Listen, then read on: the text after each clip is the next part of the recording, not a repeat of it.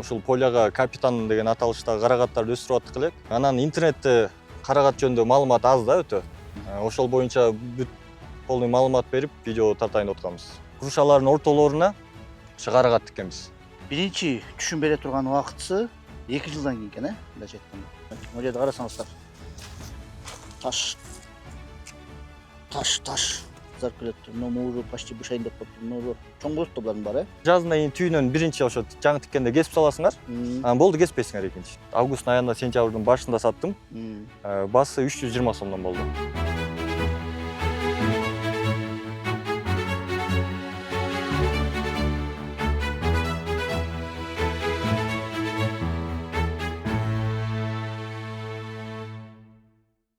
Саламатсыңарбы, урматтуу мекендештер? Бизде бүгүн дагы мөмө боюнча сонун чыгарылыш болот. Тагыраак айтканда карагат боюнча. Биз азыр Ысык көл району Чырпыкты айылына келип отурабыз, Дагы бир карман бизди чакырды. Ушундай бир карагат өстүрөт элем, элге маалымат менен бөлүшүп коеюн деп бизди чакырып отурат.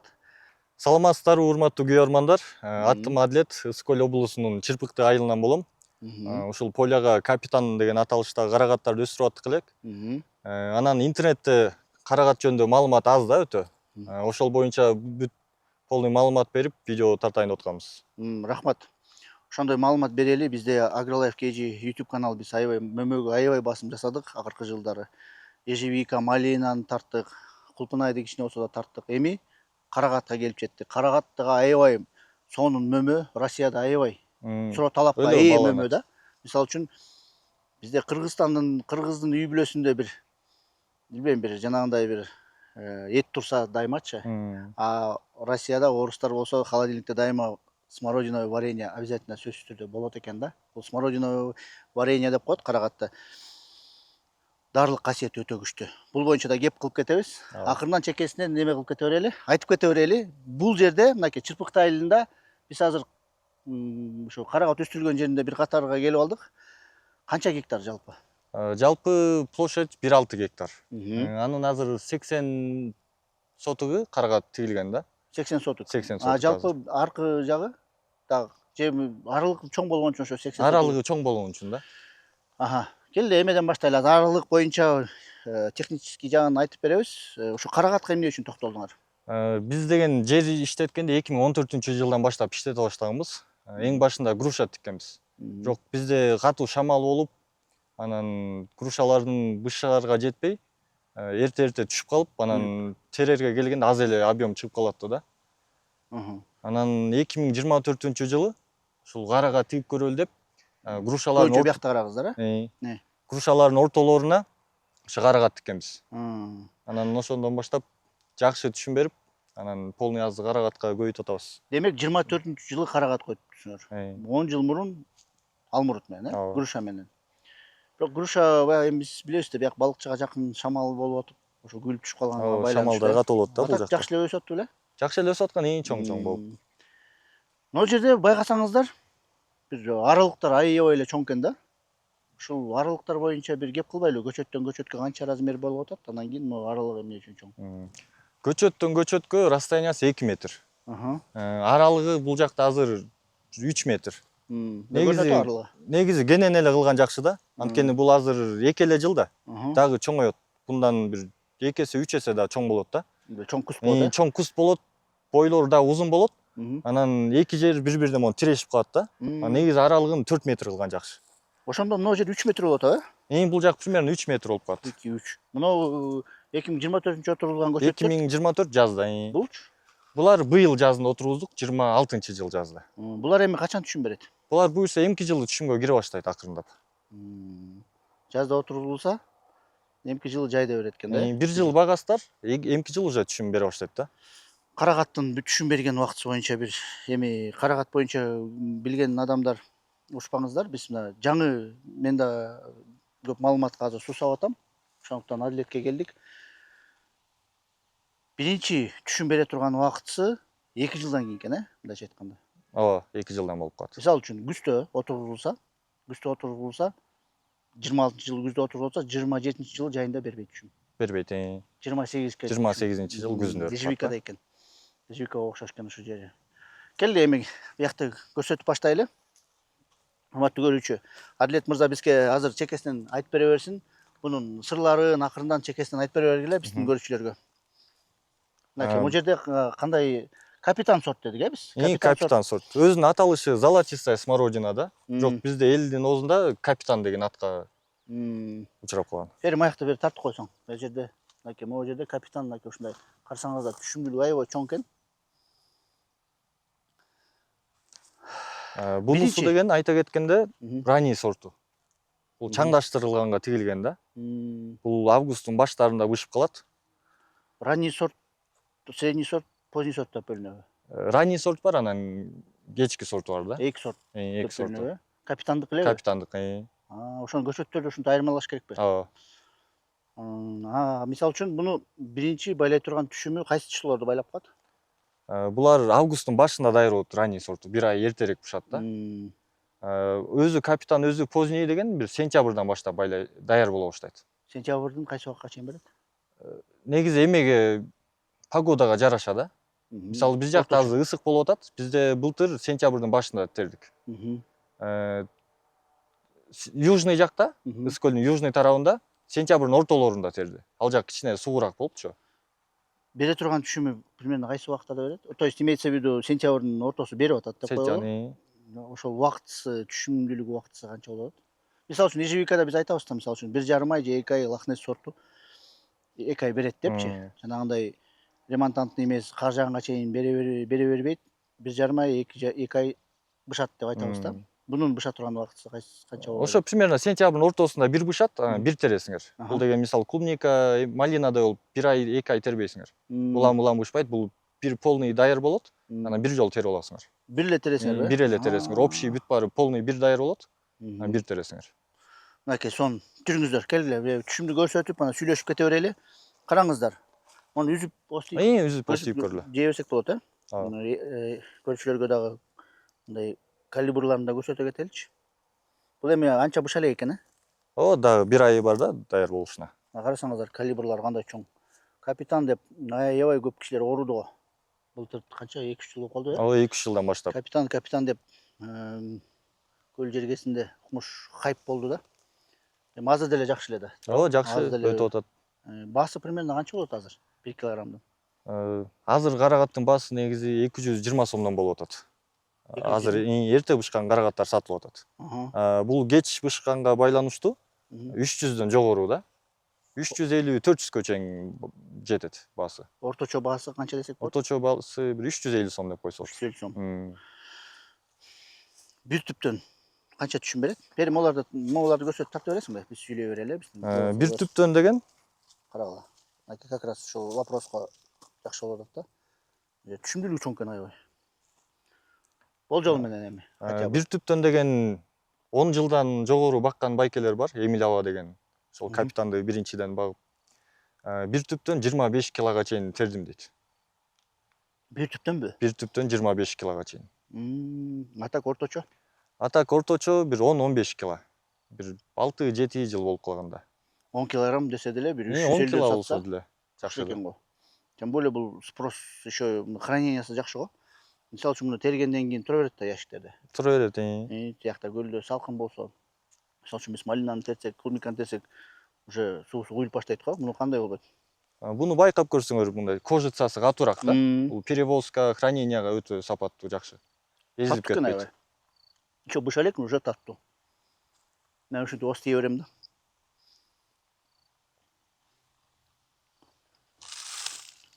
Көрүнөт атабы? Мынакей могу жерге дагы келип тарталы. Мында аз экен, а мында көп экен. Неге ушундай болуп калды? Ошол толук түшүмгө жете элек да.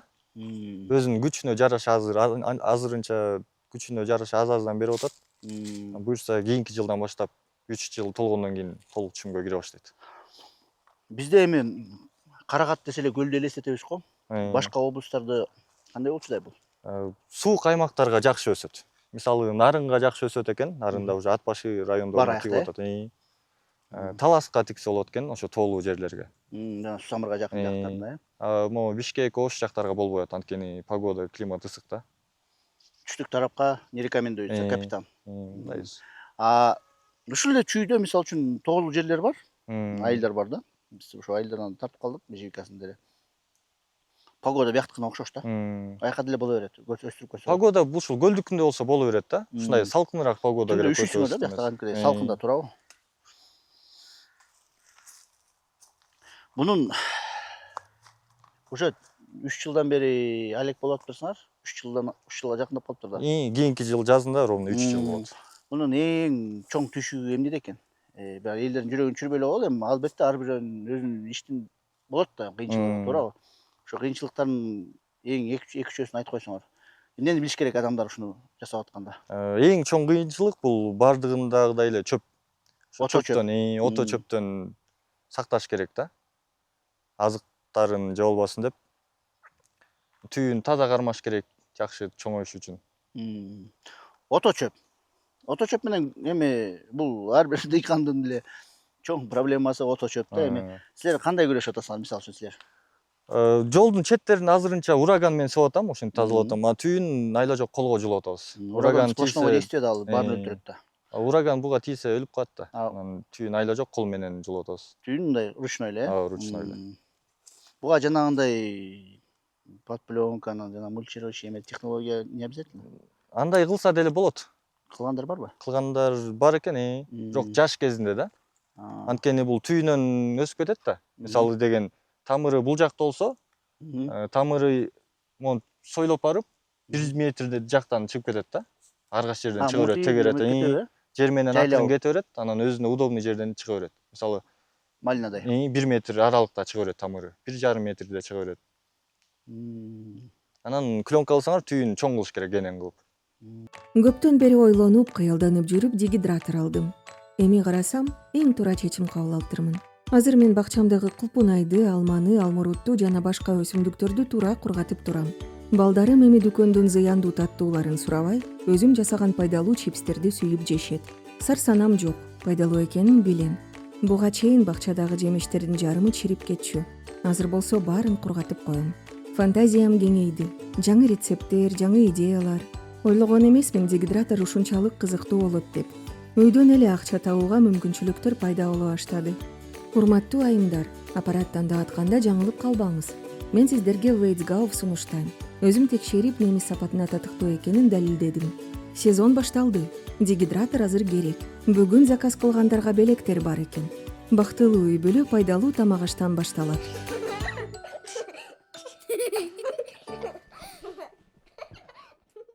Ото чөп. Экинчисичи, мунун зыянкечтери барбы? Зыянкечтер бар, зыянкечтер жок деп айтпайм. Зыянкечтерден бул баягы эле курттар, грибок оорулары, Клещ. клещ, стекляница деген бар экен, былтыр ошого кабыл алдым. Ал деген жазында деген сабагына кирип кетет экен, жумурткасын тууп. Анан кийин жайдын ортосунда ошол могу өскөн прирост 1 жылдыктар да. Анан кургап калат экен. Анан кесип карап көрсөк, ал деген мындай ичин жеп салган да, согунун баарын ичипчи. Мөмөнүн ичинби? Жок, мөмөнүн ичи эмес, могу 1 жылдык бутактарчы. Мисалы жазында түйүнөн жаңы чыгып атпайбы бутактар? Ошолордун ичине кирип кетет. Анан ичин акырындап жей берет. Анан күзгүгө жакын араң билинет да, зыянкеч болгончу. Курап калганда. Бирок өтө көп деле эмес, өтө коркунучтуу деле эмес. Ал арасынан боло берет. Ар бир өсүмдүктүн өзүнүн зыянкечи бар да. Бирок күрөшсө болот, ага күрөшө турган жолдору бар. Күрөшсө болот. Жолдору бар. Ол да эми баягы түйшүктөрү, минустарын көп айтпай эле коелу, элдин баарын жүрөгүн чүрүп. Биздин эми долбоор баягы мотивация бериш, ушу менен өнүксө, өссө болот деп айтабыз да. Анан албетте любой нерсенин өзүнүн түйшүгү болот. Урматтуу көрүүчү, байкасаңыздар, буттун алдыбыздын баары таш. Кайрак жер, таштак жер. Анан биз биякта балыкчынын бияк бетин билебиз да, биз эми таштак жер деп эсептелинет да. Анан көп кишилер кайрак жерге болобу, таштак жерге өссө болобу деп сурашат да. Сиздин ой пикириңиз, Адилет мырза. Таштак жерге, кайрак жерге бияка өсөт бирок. Өсүп атат. Таштак жерге бул жакшы эле өсөт экен. Главный түйүн жакшы тигип атканда жакшы кыктан бериш керек. Анан сугарып туруш керек убактысы менен. Ошондо өсө берет экен. Түйүнө колдон келишинче ташты азайтып, именно түйүнө, Именно ошол эле болот да. Лумка каздырабыз да тигип атканда. Лумкада ошол топурак менен өзүнүн топурагы менен эле кыкты аралаштырып кетиш керек. Чириген кыкты. Чириген жакшы кыктан.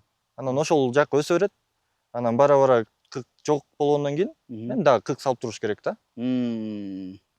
Демек, кайрак жер мындай өтө таштак эмес, мына көрүнүп атабы биякта. Жер мында жерди да бир тарта кетчи, мында бүт могу таштак жерлерди көрсөтө кетеличи. Мына могу жерди карасаңыздар. Таш. Бул да кичинекейлери. Таштак жерге, кайрак жерлерге өстүргөн дыйкандарга медаль бериш керек да, Адилет мырза. Бизде канча кайрак жер деп, мында таштак жер деп карабай коюшат да. Бирок өзүңөр да кичине чогулттуңар таш, туурабы? Кара топурак жерге өстүргөн оңой эле. Ошо таштак жерге өстүргөн Могу кыйыныраак. жерди тартып койсуң крупный план. Могу жер көрүнүп атсабы? Мындай арасынан чоң крупный калибрный бир мөмөсүн көрүп калдым да. Бул эми жаңы байлап келатыр, бул жаңы кызарып келатыр. Мына уже почти бышайын деп калыптыр. Мына чоң болот да булардын баары, Ооба, да чоңойт бир аз. Bunun калибрлары максимально чоң болушу ушул эле окшойт, Ооба, максимальный примерно бир 2,5 миллиграммга жетип калат экен. 2,5 граммга, то есть. Орточосу ошо 1,3-1,5 грамм болуп калат экен да. Могу жерде тартып койсуң. Могу түшүмүн бериптир да, берекеси. Түшүмүнөн кулап атабы же эмне болуп атат? Ошо оорулуп эметип калат. Ошон үчүн стойкалар жасаганбыз да. Мондай стойкалар. Жыгылбасын деп. Бул башкача технология менен стойкалар коюлуптур да. Баарына эле ушундай рекомендуется или же негизи арзаныраак кылып жасадык. Акча жагынан бюджетныйраак кылып. Арматурадан 5 метр сайын кактык. Анан 3 түк зым менен тарттык да, катуу кылып. Карагат жеп атсам азыр ностальгия деп коет го. Кичинекей кезде ушу даамдар. Бизде да короодо өсчү. Карагат. Эми кайсы сорт экенин билбейм, бирок бизде карагат өстүрчүбүз да. Азыр жеп атсам кадимкидей ностальгия болуп атам да. Карагаттын кызыл карагаты болот, дагы башка сорттор болот. Сорту көп экен. 500гө жакын негизи в общем сорт бар экен. Анан өстүрө тургандардан бир 200-300 сорт баланат экен да. Кызылы, агы, карасы. Эң балана тургандардан ушул кара карагаты да. Сиз капитанга токтолдуңар. Капитанга токтолдум мен. Бунун түйүнөн отуруп атканда жана кык деп коет го. Кыктан кийин дагы подкормка эмелер берилеби буларга? Подкормка күзүндө беребиз, анан жазында беребиз. Күзүндө фосфор менен калийдан беребиз түйүнө. Жакшы кыштаганга эмки жылы түшүмдү жакшы түйгөнгө. Жазында НПКдан беребиз бир аз. Күзгү жазгы подкормка. 3 составной НПКдан беребиз. Кандай биякта мындай эле арык менен сугарылат экен. Карасаңыздар. Арык менен ортосуна чуркат коюп турсаң, анда жууп кетпейби я? Жок, жуулуп кетпейт. Жууп деген да? Жок. Аны деген тамыр ачылып калбайбы деген да, монтуп чыгарган. Жок, уже тамыры отуруп калган азыр. Тамыры 1 метрдик тереңдикке чейин кирет экен. Уже катуу да, тартса да жулунбайт. Катуу отурат тамыр өтө. Майда тамырлары көп болот да бунда аябай. Кыскасы, мындай арык сыяктуу эле болуп эле, арык тамчылап сугарбай эле, биякта мындай эле бюджетный кылып эле сугарып атат. Сонун эле болуп атат. Жүр эле монтип кыдырып кете берели, басып кете бербейлиби? Бери бизди тартып кете бересиң да. Мындай түшүмдүгө, момундай жерлерге көңүл буруп, биздин сүйлөгөнүбүздү угула берсин. Мынакей. Карасаңыздар. Түшүмдөрдү көрсөтүш керек сөзсүз түрдө. Жакыныраак. Збыт маселесине чейин, бүгүнкү күнгө чейин. Болдубу, болгон жокпу? Збыт маселеси болду элек. Биякта приемка эмелер бар, Приемкалар бар, балыкчыда. Тем более трассанын боюнда экенсиңер, алып мурун сүт тапшырчу эле го, азыр мөмөлдө тапшырып калды окшойт азыр элдер, Азыр эми чет өлкөгө алып барып эметип эметсе болот да. Монун Адилет мырза монун автоматизировать эткен мындай азыр планды ручной кылып атасыңар. Ортосуна кандай мотоблок менен же эмне менен tutасыңарбы? Ортосуна ушу ураган чачат. Ураган эле болду, Сельхоз техника вообще салбай элесиңер. Азыр салбай элебиз, могу чоң таштардан сынып калабы, иштейби деп ал элекпиз. Антысы бар. Чет мамлекеттин жана технологияларын көрсөк, могу карагатты бүт автоматизировать этишет экен да. Ошондой ойлор барбы келечекте? Буюрса күзүндө капельный кылып атабыз. Азыр бассейн казырып койдук. Күзүндө буюрса шарт болгондо полный капельный кылабыз. Анан кырктарды берген, дарыларды берген оңоюраак болуп калат да, азык-түлүктү берген. Эми капельный все равно капельный баарыбыз эле келебиз ошого. Айланып тегеренип келип эле баарыбыз ошого эле келебиз да. Изначально башында эле коюп коюш керек негизи колдон келишчи. Башында шарт болгон жок да, ошон үчүн арык менен эметип бердик. Сугарып бердик. Эгер баштайм десеңиздер, көчөт сатасыңарбы? Көчөт сатабыз. Могу, Күзүндө кстати, дайыр могу болот. келген, могу ушулар көчөт окшойт, же буякта башка жерде көчөттөр? Жок, булар быйыл жазында тигилгендер. Көчөттөр башка жерде. Жүрү эле ошо көчөттөргө барып көрсөтпөйлү, көчөттөрдү. Жүрүңүздөр. Ошол жерден мен азыр айтып кетели, эме канча расход болот, канча киреше алса болот математикасын. Сөзсүз түрдө көчөткө кайрылабыз биз дагы. Көчөт канчадан болуп атат, 1 гектарга же бир 10 соткага деп эсептеп бербейсиңерби? Кандай болот? Мисалы көчөттүн баасы азыр 180 сомдон. Көчөттөр Бир штукпу? бир штук 180 сомдон. Көчөттөр күзүндө дайыр болот. Октябрдын 15-нен баштап отургуза берсе болот да, уже каза баштайбыз. Көчөттөр ушул карагат маточныйлар да. Мындай айтканда ушулардан алынган. Точно ушундай эле байлайт буюрса. Көчөттөр жакшы көчөттөр. Азыр пока бир камерамен бир эметип коесуң, көрсөтмөйм, маточный деп айтып атат биякта. азыр пока булар толук чоңой элек. Дагы 1 айда өсөт, 1,5 метрге чукулдап калат. Анан октябрда дайыр болот. Октябрда дайыр болот. Ну, буяка атайын гүлгө келдик. Ушу гүлдөрдүн бир крупный план берип тартып койчу. Бутуңдабай эле, момундай чыгып тургандар бар да. Биягынан тартсаң. 100 канча? 180 сом. 180 сом бир штугу октябрдын ортосунда дайыр болот. Октябрдын ортосунда дайыр болот. Бир соткага, 10 соткага канча көчөт кетет? Мисалы 1 гектарга деген бирден тиксеңер, булар деген бирден тигилген да. Бирден тиксеңер бир 750 көчөт батат экен. 1 гектаргабы? 1 гектарга 750 көчөт. Ошондо 10 сотокка арасы деген карагаттан карагатка 2 метр, солдордун ортосу желательно 4 метр кылыш керек. Желательно. Ошо менен 750 көчөт кетет. 750 көчөт. 1 гектарга. 1 гектарга. 10 соткачы? 10 сотка Ошондой эле? 75, аз айтып коюш керек. Ошондой математикасы менен Бирок кете берет. желательно деген бир лумкага 2ден көчөт тиккен жакшы. Неге? Анткени мисалы бирден эле тиккенде деген 1 гектарга эмес 2 гектар карап каласыңар да.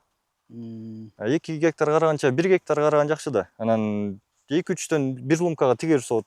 Зато ошол аз жерден түшүмү көбүрөөк болот. Чоңойгондо бири-бирин шамалдан, эмелерден сактап тиреп турат да. Анда 3төн деле отурсуңар. 3төн мен 3төн отургузгам быйыл жазында тиккендерди. Кандай результат болду?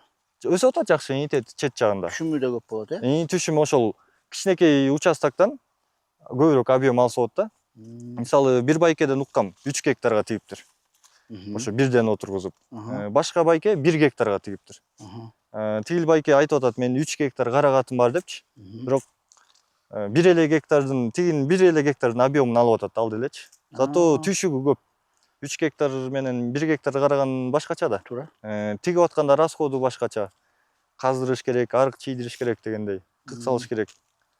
Сонун турбайбы? Сонун лайфхак экен да бул. Чакан эле бир кичинекей жерден көбүрөөк түшүм алыш үчүн 3төн көчөт отургузуп койсо экен.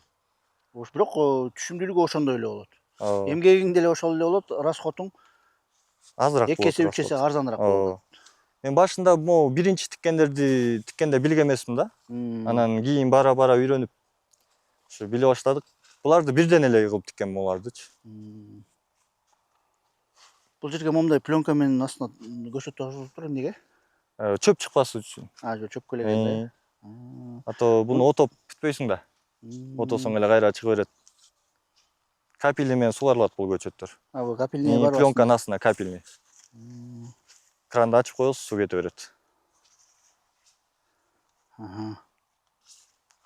Буну тиккенде деген лумкага тигесиңер, түйүнөн кесип саласыңар. Тамыры күчтөнөт, тамырынан чыга баштайт. Буну тиккенден кийин Тиккенден кийин сразу эле мисалы тигесиң, күзүндө тиксеңер, жазында кесесиңер, жазында тиксеңер, жазында кесип салыш керек да. Главное жазында кесип салыш керек. Күчүнүн баары тамырга кетет, анан тамырынан көп стволдор чыга баштайт. То есть сенден мисалы үчүн күздө октябрда көчөт алып туруп отургуздук. Отургузар менен эле кеспей эле калтырып койсо болот кышка. Кышка калтырып койсоң Эчтеке болот. жаппайсың, ошондой эле тура берет. Ооба, эчтеке болбойт. Андан кийин жазында түйүнөн кайра кесип sok. Жазында кийин түйүнөн биринчи ошо жаңы тиккенде кесип саласыңар. Анан болду, кеспейсиңер экинчи. Чыга берет түйүнөн. Анткени деген тигип туруп кеспей койсоңор, бүт күчүнүн баары ушул стволго кете берет, түйүнөн азыраак чыгат да. Стволдор. Тамырга кичине иштешин. Тамыр кичинекей болуп калат. Ошо тамырга күч кетиш үчүн кесип салыш керек. Ошол жылы түшүм расчет жок. Кийинки жылы, ошол жылы түйүнөн только өсүп, монтип өсө баштайт. Кийинки жылы ушулар могу жалбырактын астында почка болуп, уже байлай баштайт. Карагаттын сырларын Мен суроолорум көп болчу. Мисалы үчүн могу жерден көчөт кийин өзүлөр көбөйткөнгө мүмкүнчүлүктөр барбы? Мына Көчөт жерде жерлерди да тартып койсоң мындай. Мондайлар көктөбөй эле калгандар да бар экен да. арасында бар. Негизи ушул карагаттын көчөттөрү череноктордон жасалат да. Кыйгач кылып, э? Кыйгач кылып кесип тигип коюш керек. Главное уход кылыш керек жакшы. Полностью 100% көктөбөй экен да булар, э? Бир 70-80% да. Арасында повреждение болгондор бар, суу трамес тигип калгандар бар. Бул эми кандай десем, көчөттүн негизи ошондой да, табияты ошондой. Толук көктөбөйт, кандай болсо да адам негизи көчөт деле 5 кол тең эмес дегендей. Слабыйлар болот, күчтүүсү болот. Көчөттөргө гарантия бар. Гарантия бар. Эме сортуна гарантия бар. Сортуна гарантия бар. Бүт баары ушул полядан жасалган. Точно ушундай эле байлайт, ушундай эле гүлдөйт. Ушундай сорт. Күзгүгө көчөттөрдү брондош үчүн эмне кылыш керек? Анан жерлерди кантип даярдаш керек? Мындай барбы лайфхактар? Мисалы капельный болсо, мисалы капельный кылсаңар, жип чоюп, жерди түзөтүп туруп, жерди айдатып, мололотуп, мындай жерди түп-түз кыла аласыңар, жумшак кыласыңар.